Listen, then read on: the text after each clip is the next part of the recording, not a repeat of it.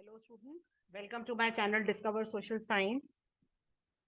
Next topic is, एक बार मैं आपको लास्ट टॉपिक में अमूल का एक ऐड है वो दिखा देती हूँ। अमूल के बारे में बता दूं, अमूल के ऐड आपको पॉलिटिकल साइंस के बुक्स में बहुत मिलेंगे till 12th and very logical add. मतलब इतने बढ़िया एड्स होते हैं कि जिसका कोई एनसीईआरटी की बुक्स में यही रीजन है, आप देखिए कि उनको इंक्लूड किया जाता है। No reservation for this quota, और आज भी अमूल के एड बहुत अपडेटेड एड्स होते हैं। No reservation for this quota, Amul दराड़ case, reserve for outstanding butter classic. बताइए, तो खैर एड प्रमोट कर रहे हैं।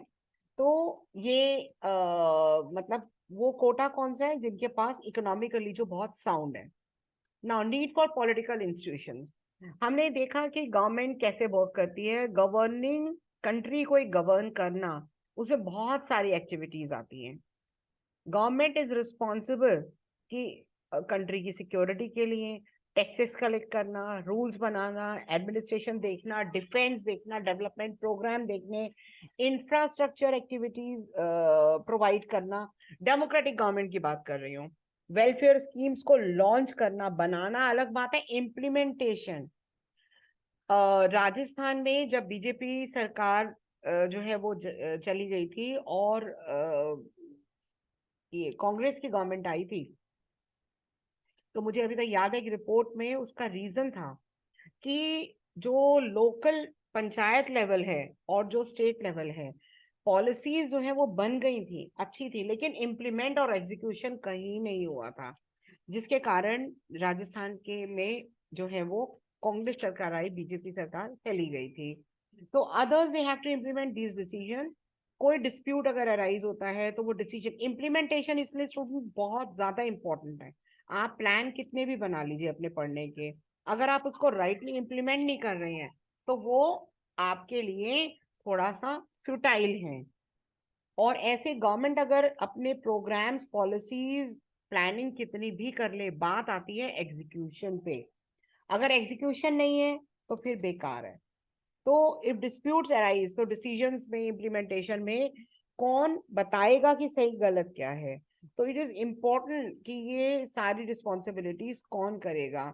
ये एक्टिविटीज जब टेक प्लेस होंगी, पर्सन जो की पोजीशन में है, दे क्या चेंज कर सकते हैं to attend all these task. बहुत सारे अरेंजमेंट्स मॉडर्न डेमोक्रेसीज में हैं और इन अरेंजमेंट को कहते हैं इंस्टीट्यूशंस।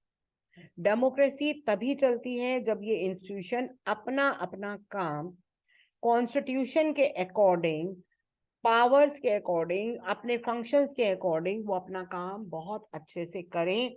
तभी सब चीजें जो है वो चलती हैं और सिटीजन्स भी अपने राइट्स और ड्यूटीज को फॉलो करें, तभी डेमोक्रेटिक गवर्नमेंट बहुत अच्छे से चलती है। प्राइम मिनिस्टर, अब हम ये इंस्टीट्यूशंस को देख रहे हैं। Prime minister and the cabinet are institutions जो पॉलिसी डिसीजंस बनाते हैं। कहाँ बैठ के? पार्लियामेंट में बैठ के। सिविल सर्वेंट एक बहुत बहुत इंपॉर्टेंट ग्रुप है। ये रिस्पॉन्सिबल है किस चीज के?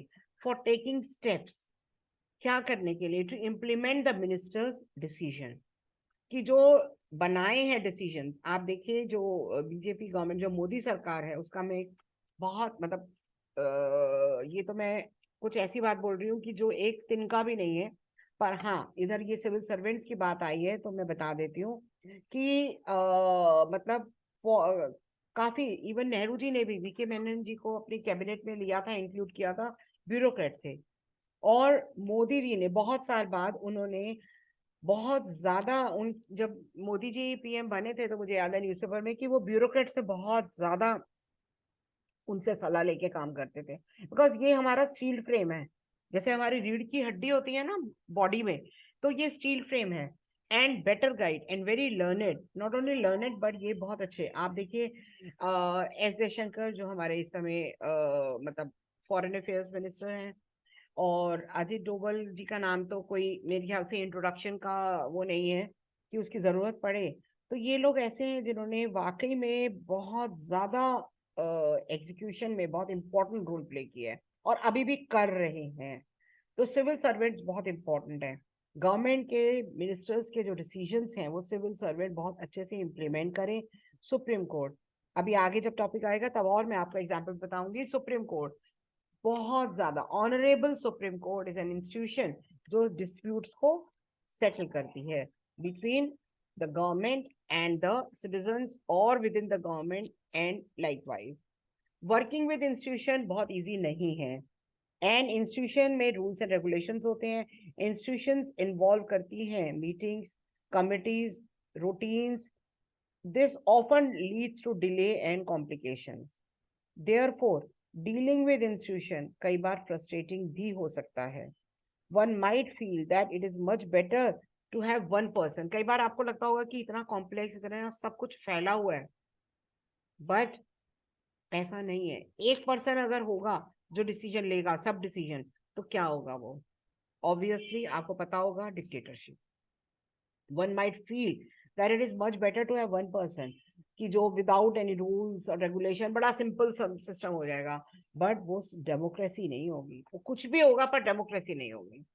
सम of the delays and complications जो इंस्टीट्यूशंस इंट्रोड्यूस करती हैं वो वर्थ होते हैं। वो आप जो मेहनत कर रहे हैं वो वर्थ है ना, तो ऐसे ही आप अगर लेसन पढ़ रहे हैं वो वर्थ है ना, तो इस तरीके से प्रॉब्लम होती है, आपको डिले होता है, लेकिन वो वर्थ है।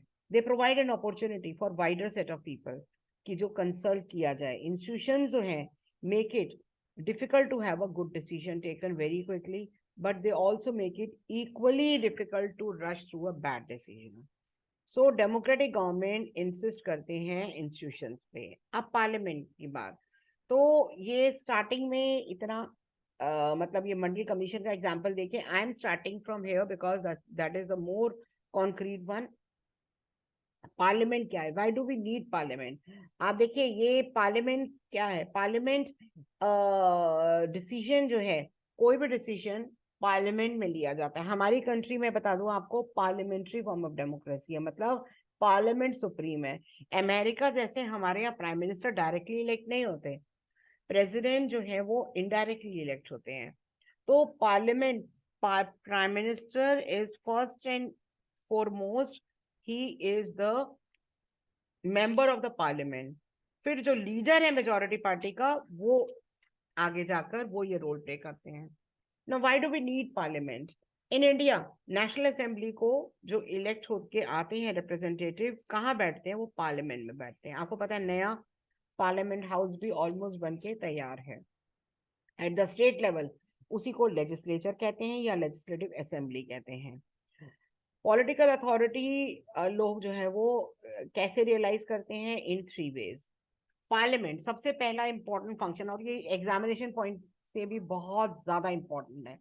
Parliament is a final authority law बनाने के लिए।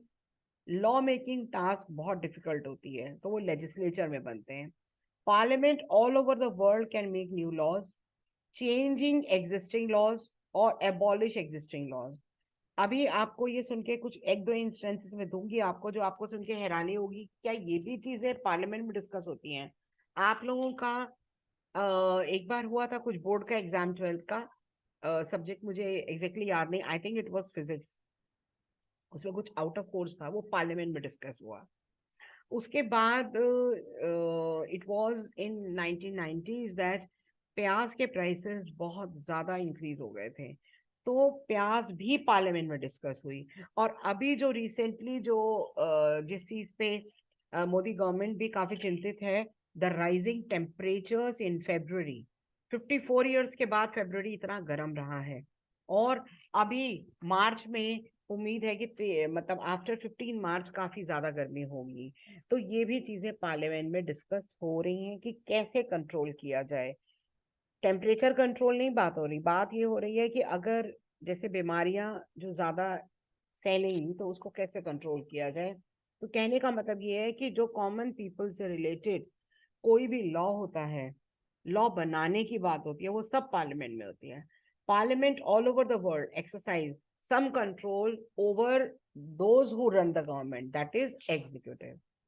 सम कंट्रीज ये कंट्रोल डायरेक्ट होता है, जैसे इंडिया में those who run the government, वो they can take decision only as long as they enjoy the support.